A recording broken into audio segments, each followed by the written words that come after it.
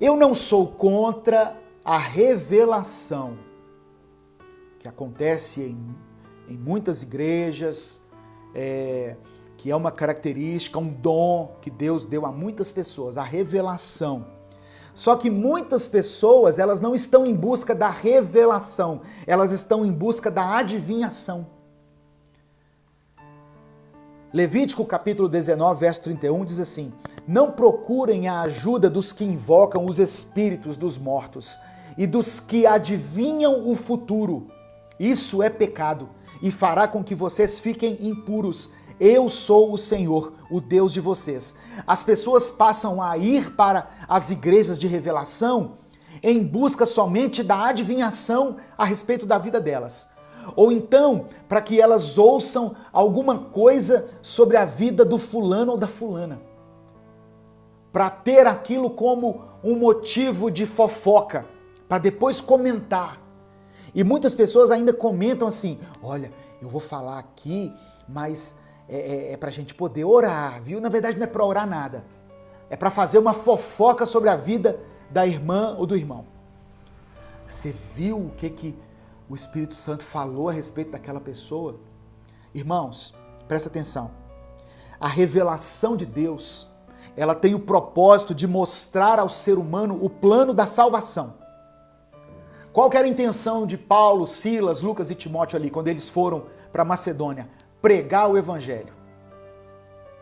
Não era fazer revelação, não era fazer campanha de prosperidade, não era nada disso.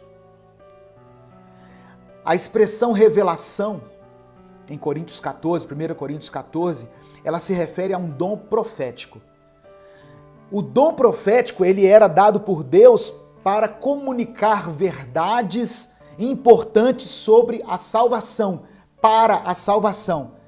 Paulo, inclusive, colocou o dom de profecia superior ao dom de línguas. Só que muitas dessas revelações, elas contradizem a revelação escrita que nós já temos, que é a palavra de Deus. Então, o que eu quero dizer é o seguinte: quando Deus revelava algo aos profetas, não era com o intuito de envergonhar a pessoa publicamente. E muitas vezes é isso que nós vemos. A pessoa vai ali na igreja, aí o profeta aponta para ela, fala alguma coisa ali da vida dela que era desnecessário que a igreja soubesse, e aquilo traz constrangimento, traz uma vergonha que era desnecessária. E o que isso contribui para o reino de Deus? Nada. Muitas vezes isso afasta as pessoas, causa uma repulsa das pessoas em relação ao evangelho, em relação às nossas igrejas. Então,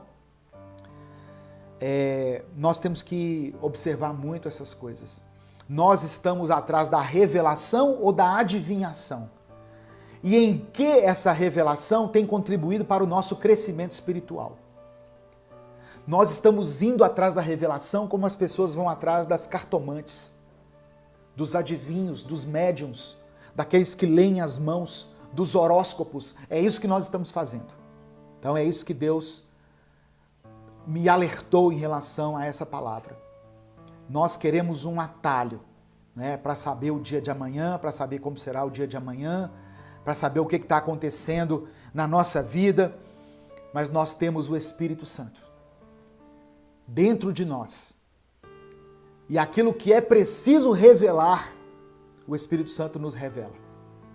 Ou então ele usa alguém que vai falar com você, mas talvez vai falar de uma forma particular, talvez vai falar de uma forma que somente você vai entender, porque a intenção não é constranger e não é envergonhar. Amém? E outra coisa, o dom de profecia, seguindo o padrão bíblico, ele não era usado para ganhar dinheiro. E muitas vezes o que nós temos visto é isso. Pessoas usando o dom de profecia que Deus deu a ele, e eu não duvido que Deus é que tenha te dado, mas para ganhar dinheiro. E aí vai naqueles cultos, no final do culto faz aquela fila de pessoas procurando uma revelação, uma adivinhação. Mas a verdadeira intenção é para que houvesse ali uma arrecadação. É isso que estava acontecendo. Amém? Então, eu sei que é uma palavra dura. Eu não estou falando de nenhuma igreja específica, mas se você conhece igrejas assim, tem frequentado igrejas assim, hoje o Espírito Santo está abrindo seus olhos em relação a essas coisas, tá? Ah, pastor, mas muitas vezes eles acertam as coisas. Sim, eu sei que acerta. Às vezes,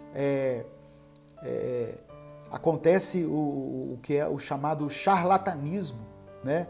Através de um membro da igreja, que seja um parente do visitante, o revelador pesquisa a vida da pessoa e descobre sobre algo que ela está passando, sabe? E quando ela relata essa revelação na igreja, a pessoa acredita, puxa vida, é Deus falando comigo. Não, na verdade a pessoa estava sabendo ali um pouquinho da sua vida e seguiu um princípio lógico ali e acertou na mosca. Então, muitas vezes é isso que acontece, sabe? E em outras ocasiões também, o pregador, a pessoa que está lá no púlpito, ele faz algumas afirmações de forma generalizada e que, com certeza, aquele que está ouvindo pensa que é uma mensagem direta para ele. Por exemplo, eu tô falando aqui num culto, irmãos, às vezes essa mensagem vai alcançar aí, não sei, 15 mil pessoas, né, aqui no YouTube. Ao vivo pode ter 500, 700, 1000 pessoas. Aí no meio da pregação eu falo assim, olha, Deus está me dizendo aqui que tem uma pessoa com dor de cabeça. Poxa, no meio de 1000 pessoas, quantas pessoas não pode estar com uma dor de cabeça? Então, Deus não está me dizendo nada, sabe? Então, essas afirmações de forma generalizada, que ficam parecendo profecias, são para enganar, para impressionar as pessoas, para que as pessoas fiquem presas ali somente nesse aspecto do Evangelho. Mas o Evangelho não é só isso. O Evangelho é essencialmente salvação. E uma salvação que vem através do arrependimento, da mudança de caráter. E quando nós temos consciência disso, tomamos posse do sacrifício de Jesus por nós. Amém? Se Deus quiser revelar algo para você, Ele vai revelar. Eu não estou dizendo que Ele não pode revelar. Mas você não pode ir para o culto, ir para a igreja, simplesmente em função dessas coisas.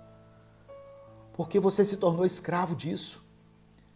E na maioria das igrejas de revelação se esquecem da palavra, colocam uma palavra qualquer sem nenhum contexto, sem nenhum embasamento bíblico e teológico, mas mantém as pessoas ali amarradas nesse negócio. E eu termino essa reflexão, essa conclusão dessa parte com o texto de Mateus capítulo 7, a partir do verso 21 até o verso 23, quando Jesus diz assim, olha, nem todo aquele que me diz Senhor, Senhor, entrará no reino dos céus, mas apenas aquele que faz a vontade do meu Pai que está nos céus. Muitos me dirão naquele dia, Senhor, Senhor, não profetizamos em teu nome? Em teu nome não expulsamos demônios e não realizamos muitos milagres?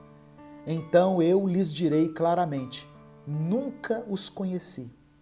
Afastem-se de mim, vocês que praticam o mal. Amém?